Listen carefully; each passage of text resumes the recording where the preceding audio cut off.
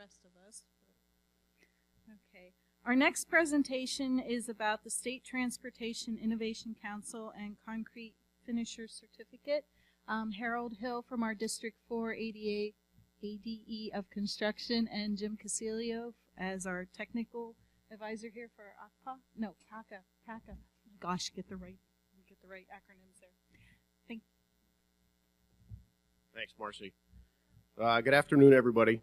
As a former bridge engineer, we're always looking to reduce cracking in our bridges, and this was a prime example of what I'm going to talk about in a little bit as far as the STIC, where we're looking for well-proven innovations. And you saw at this presentation where California's using the fibers, other states are using it in their bridge decks, and they're showing reduced cracking. So, as I go through this presentation, keep that in mind. These are the kind of innovations that we're looking for with the STIC.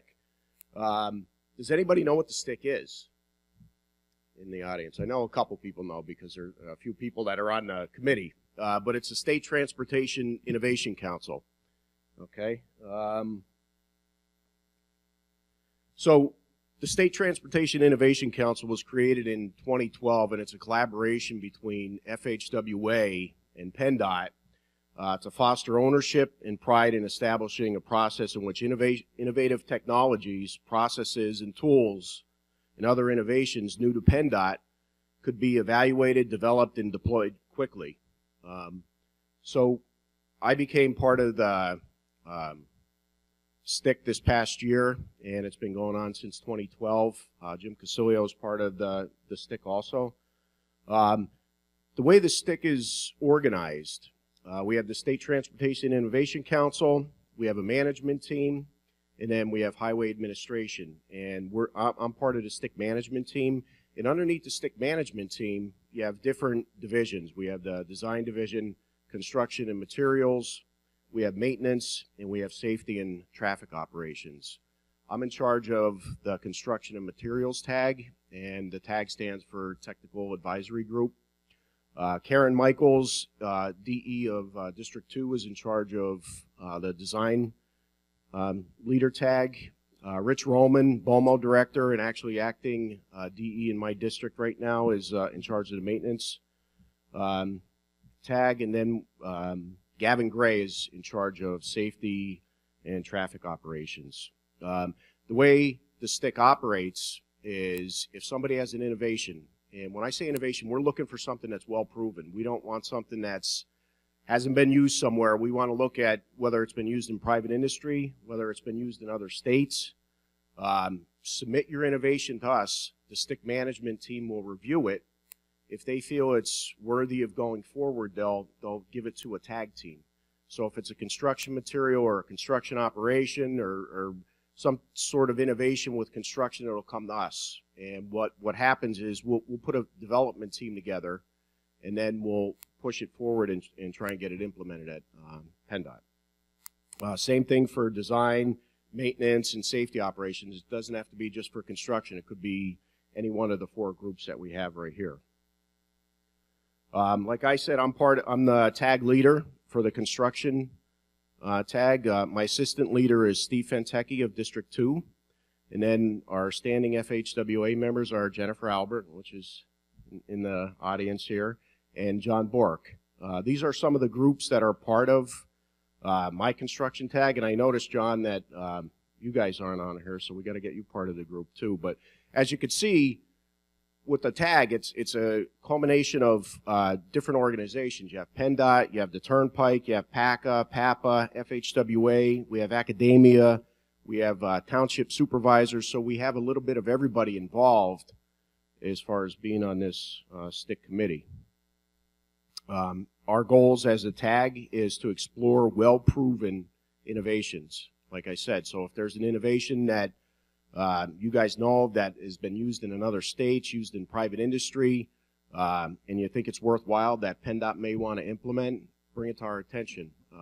We do have a form you'd fill out, and if anybody's interested, just ask me for my email and I'll get you the form. But you fill the form out, it'll go to the management team. If they feel it's worthy of moving forward, it'll come down to my tag team. Our goal is to market the STIC wherever and whenever possible. That's why I'm here today. But we're looking to move 1 to 2 innovations through the development process every year. Before I turn it over to Jim to talk about the innovation that we're working on now, I'm just going to give a little background on how we came up with this. And like I said, it doesn't have to be a product. It could be a process. But in our district, we've had some issues with concrete scaling. And the latest issue amounted to about $250,000 worth of sidewalks that were done. And the owner, it was a local project. They went to the contractor and said, hey, you know, you guys put these sidewalks down and you have scaling here. Do something about it. And the contractor said, well, I put it down like I was supposed to, so it's either the producer or it's PennDOT. And the windup was everybody came back and said, well, it's PennDOT's, you know, spec, so it's PennDOT's fault. Well, we kind of took exception to that. So we agreed to take cores on the sidewalk, and we sent it to our lab to be tested for petrography. And Jim also took cores, and he sent them to, I think, Minnesota to an independent lab. So we waited a couple weeks, and it came back, and what came back from the testing was that it was improperly cured, and it was improperly finished. So it wasn't a material issue. But with all the meetings we ended up having, you know, we had concrete producers, we had contractors. One of the producers mentioned that, you know what, Delaware has, in their specifications, they require all their flat work finishers to be certified. So, you know, the little bell went off in my head, and I thought, you know, that's kind of an innovation. In other states doing it, and I said, why don't we try and look at submitting this to the STIC? So we submitted it to the STIC, and it was approved. So that's what Jim's going to talk about a little bit right now, is what we're trying to do is we're going to put it in our 408. We're looking to put a specification in there that all concrete flat work finishers have to be certified either through ACI or the National Ready Mix. So I'm going to turn it over to Jim to talk a little bit about that and what our procedure is. And we're looking for members to be on our deployment team to help pull this together, possibly write a specification, see how we're going to do training for consultants, for PennDOT inspectors, and also, you know, how we're going to help the contracting industry get certified in this. So I'm going to turn it over to Jim now, and thank you. Thank you, Harold. I don't have to be as politically correct as George was earlier and Harold was a few minutes ago. He said deploy proven technologies. What we're interested in doing is stealing somebody else's idea and get it into action as quick as we can. So this is the latest one that we stole, and walk you a little bit about through where we are with it right now. First, it's a two-part issue, but it affects all of us. It's something that's happening to the DOT work. It's something happening widespread on the commercial side, so it has ramifications everywhere. Scaling, as we're defining it, working on here now, premature failing of the surface, usually slaking off only a little bit, and it usually happens early on in the process. It's not normal wear and tear. It's something that happens usually after the first winter, and you have a disappointed owner, and you have a whole bunch of people on a project looking to come back. In this case, as Harold said, they look to come back to the producers and the DOT, and testing shown that it was actually a finishing issue. It occurs almost exclusively, probably 95+% of the time, on hand-finished sidewalk. We've seen it a little bit elsewhere, but this is really where it's a problem, on hand-finished sidewalk. And here's a private job, and here's a public job, and it doesn't matter whether it's a private or public job. This is nowhere where anybody wants to be involved on this discussion. Both of these pieces of sidewalk less than a year old. And obviously, somebody's got some splaining to do about this. It occurs almost exclusively in the north, where there are winters to be dealing with. As you can see, the sidewalk on the left has been through a winter. There are no issues with the sidewalk on the right. It's perfectly fine, and no reason you can't send your kids out to play in front of this house on the sidewalk in Florida. So, two parts to this initiative. The first, as Harold said, Delaware, we stole their idea. And their idea was to require all their finishers, at least one finisher on all the projects, to be certified according to existing national standards. This is also why this was a good idea for the STIC, because all the infrastructure was, or almost all the infrastructure was in place already to do this. Delaware's, we stole their wording. It must be ACI Flat Work Finisher, or they must be NRMCA Exterior Concrete Finisher. Now, the ACI certification program's been around for a while. The NRMCA one's a little bit relatively new, and it was developed just to address the scaling problem. The nice part about that is it has a performance aspect. It's not just a written test. Now, Delaware sent all their inspection and materials personnel through the same training program. We discussed that, and for large states such as us, it would be impractical and very expensive if we would try and train all our inspectors the same thing we're going to train, same way we're going to train all our finishers. So amongst the deployment team, we came up with the idea of developing a training module for all the inspection personnel, and we'll talk a little bit about more about that now. So for the finishers, the guys actually doing the work, all right? The first, one of two ways, ACI Flat Work Finisher. It's a written test. They must submit documented, notarized work history. They have to renew that every 5 years. And why this is not new, it's mandatory on many commercial projects. It's in almost every decent-sized commercial specification. You must have an ACI Flat Work Finisher on that. So, as of a few days ago, there's about 177 Pennsylvania residents who are currently ACI Flat Work Finishers, so we have a pool to start out with. And just for sake of curiosity, I looked at how we're doing as a state compared to everybody else. We've got 6% of the United States flat work finishers and 4% of the population. Who the hell knows if that's statistically meaningful, but at least we're not below the number that we need to be at. So I'm going to say we're doing pretty good on that respect. Now the new program, the NRMCA Exterior Flat Work Finisher, developed just to address the scaling issue, because it's not just us that are having this problem. Nice part about this, it's a written test and it's a performance test. You usually do it at a concrete producer's plant. Forms are all set up, all right? The guys will go through a morning review class and a test for about an hour. And right about 12:30, have a concrete truck batch 4 or 5 yards of concrete, place it out there, and let the guys have at it finishing. It becomes a teaching opportunity where we can review with the finishers when to get on the concrete, not to get on too soon, not to bless the surface, and also review, which we found critical on the jobs that Harold relayed to, make sure it gets cured properly, because the problems Harold talked about, both the cores done at the PennDOT lab and the cores sent out by our association, said curing, lack of curing, no curing, that was the problem. So we stress real heavily curing on this.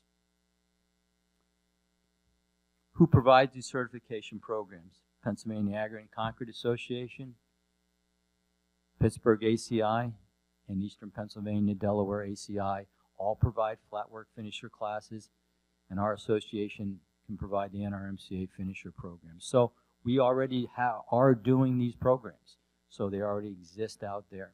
Now we're going to be working on how quickly we feel that we can get enough people implemented.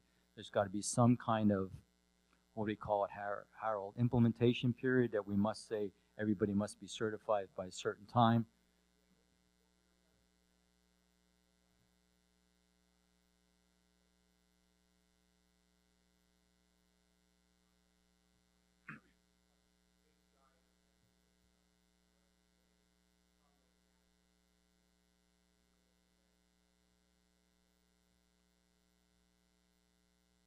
So one part of this will be coordinating with these three organizations how many classes we can provide, and we are working with APC on this. We've been keeping them fully informed, and Chuck's on our developmental team for this right now. It's development on the team primarily is Harold, Chuck, and myself. So we are looking for additional members. Anybody who wants to help us with this initiative, just come see Harold, Chuck, or I. We'd love to help because there's a lot of work to do here in a short period of time.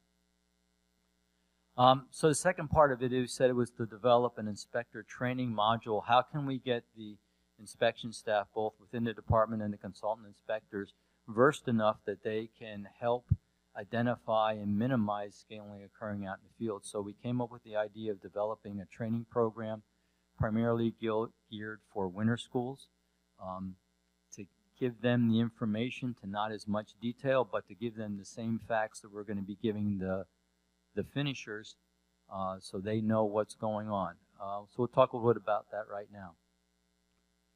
30-40 minute presentation. We give them the NRMCA handout, how to reduce scaling, and if anybody wants that, I have about 50, 60 copies here with me. Be glad to give you that on today before you leave. Our goal is not just to go over what the do's and don'ts are. We try and give both the finishers and the inspection staff an idea of what's going on under the hood. Why is this happening? And what can we do to prevent it, and identify the pitfalls that may be going on in your job site. And the problem is you may not be knowing you may not be aware they're going on when it's happening right in front of you. This is what we cover. We'll cover concrete hydration. Good poster right there on hydration right behind Harold. We'll talk about the big cure, which is moisture loss. Once we lose moisture, hydration stops. That's probably the main cause of scaling. We talk about it during finishing. We talk about it after finishing, which is curing. We hit curing, and then we hit curing some more. Talk about the effect of adding water, whether you put it into the truck before you pour, whether you bless the surface with a brush, or, which is the real problem here, is whether you're finishing bleed water into the concrete, and even the best of finishers may not know they're doing that because it might be coming up at the time they're finishing in a little later, and they don't even see they're doing it, which many of the times we feel is the cause, especially what some of the stuff they're doing with the Northeast PA. Talk about the finishability window, talk about the effects of Pozzolans, because we are going to be continuing to use them, even though we're not nearly as a reactive ASR state as we thought we were a few years ago. We still have many aggregates that can require us to use a moderate amount of Pozzolans. And concrete with Pozzolans is always going to be superior to concrete without Pozzolans if it's taken care of properly. And then we talk a little bit about Deicers, because as you saw from those pictures early on, that's one of the big aggravators of scaling. So a couple weeks ago, we piloted this at Harold's District 4 Winter School. It went very, very well. We had a 40-minute presentation. We probably had a half-hour plus of questions, good discussions.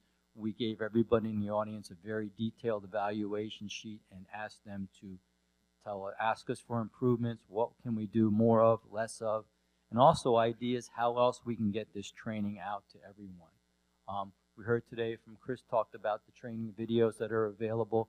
If you have any ideas as to how we can best deploy this training as quick and easy as possible, please let us know. We welcome your suggestions. I will gladly forward everybody a copy of the presentation as we have it right now. I'm going to be giving at District 5's Winter School. It's supposed to be tomorrow. It's going to be on Friday. That'll be our second, prototype version of it. We're going to give them the same feedback forms. Then we're going to sit down and review the feedback forms, revise the presentation, but we love any additional input or suggestions that you may have. So with that, any questions?